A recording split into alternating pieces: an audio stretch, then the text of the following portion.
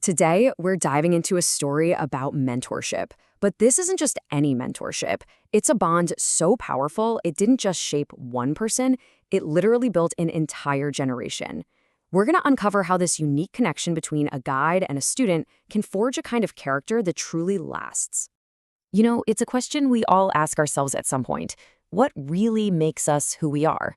Is it the tough times we go through, the books we read, or is there something deeper, something more personal going on? Well, the story we're exploring today has a pretty fascinating answer. So let's just get right to the heart of it. The source material makes this really bold claim. For Uthman ibn Affan, who was a central figure in early Islam, the single biggest thing that shaped him wasn't a list of rules. It wasn't a series of trials. It was simply being with his mentor, the Prophet Muhammad. It suggests that real character isn't just taught. It's forged through closeness, through observation, and through direct personal guidance. But what did that direct guidance actually look like? I mean, what was the engine behind this incredibly powerful mentorship? Well, it wasn't a strict curriculum or a formal classroom. Nope, it was built on something way more fundamental, a foundation of love.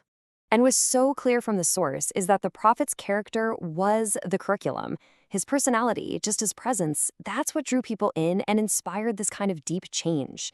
This wasn't about simply downloading information into someone's brain. It was about embodying the message itself. The transformation was so complete, it's described as bringing people from darkness into light. And this whole approach, it actually has a name, the Quranic method. And this is such a key point. It wasn't just about reading the Quran or learning traditions. The real goal was about developing the whole person, purifying the soul from the inside out. This kind of learning was meant to be lived, to be internalized, until it changed who you were. And this right here, this is the heart of why it all worked. This deep, profound love wasn't just some passive feeling. It literally became the central operating system for a person's entire life. It was the compass for every decision and the fuel for all motivation. See, when love is the foundation, every single action becomes an expression of that love. And that's a much more powerful motivator than just duty or fear. Okay, so this all sounds great in theory, right? But any philosophy is only as strong as how it holds up in the real world. This mentorship wasn't theoretical, it was forged in the fire of real-world crises, where faith and obedience were put to the absolute test. What's so fascinating is how we see this mentorship handled two totally different kinds of tests. At the Battle of Badr, it's a test of obedience, when you're told to stay away from the action. But at Uhud, that's a test of something even trickier, human frailty, making a mistake in the heat of battle. How the model responds to each, well, that tells us everything.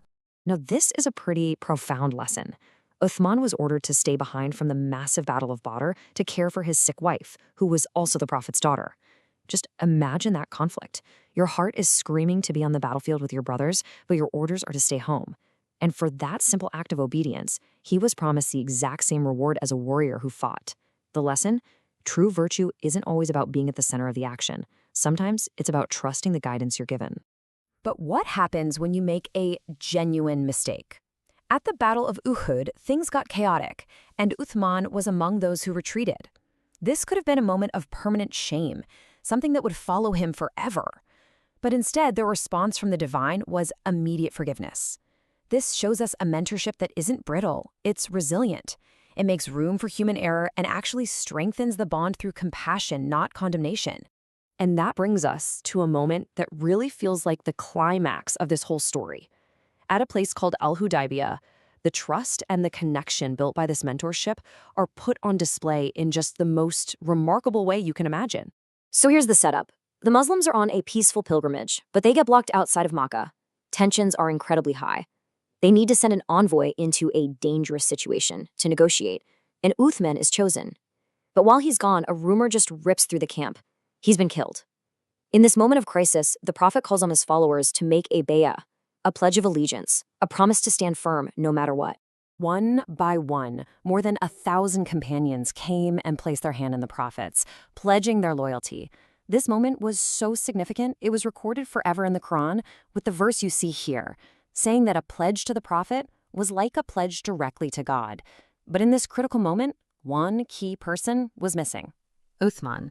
And this is the incredible part.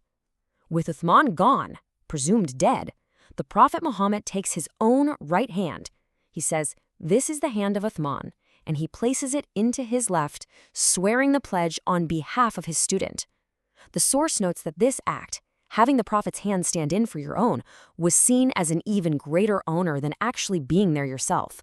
It was the ultimate, absolute expression of trust and representation. So, what's the big takeaway from all this?